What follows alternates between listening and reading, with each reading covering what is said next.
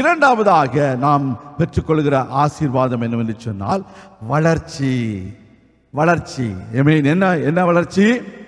கொழுத்த கன்றுகளை போல வளருவீர்கள். கொழுத்த கன்று என்பது செழிப்பை குறிக்கிறது. செழிப்பை குறிக்கிறது. அல்லேலூயா. எப்படி சொல்ல முடியும்? ஆதியாகமம் 41வது அதிகாரத்தை எடுக்கும் பொழுது 7 பசுக்கள் வருகின்றன. அந்த 7 பசுக்களும் அழகும் புஷ்டியுமாக இருக்கின்றது. 7 பசுக்கள். இன்னொரு 7 பசுக்கள் வருகின்றன. அந்த 7 பசுக்கள் எப்படி இருக்குது? அவலட்சணமும் கேவலமுமான 7 பசுக்கள்.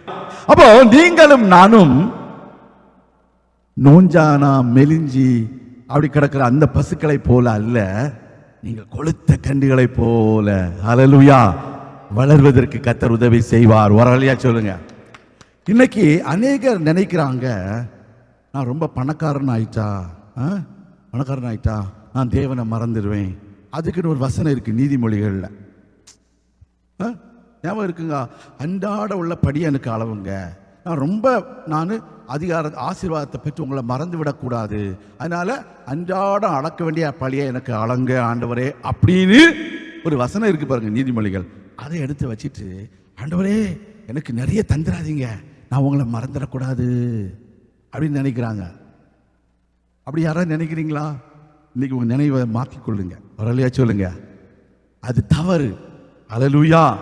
கர்த்தர் உங்களை அதிகமாக ஆசீர்வதிக்கிறார், உங்களை செழிப்பா வைக்கிறார்னா என்ன அர்த்தம்?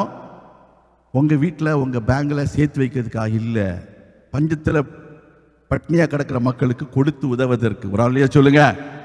அந்த 7 வருஷமும் செழிப்பாய் புஷ்டியாய் பசுமையாய் இருந்த வருடங்கள்ல தானியங்களை யோசேப்பு சேர்த்து பண்டகசாலையில் வச்சிருந்தாருனாலதான் அந்த 7 வருஷங்கள் மெலிந்ததும் அவலட்சணமும் கேவலமான அந்த பஞ்சம் நிறைந்த அந்த நாட்களில் அதை பிறருக்கு கொடுத்து அவன் ஒரு ஆசீர்வாதமாக இருந்தான். ஒரு அலையா சொல்லுவோமா?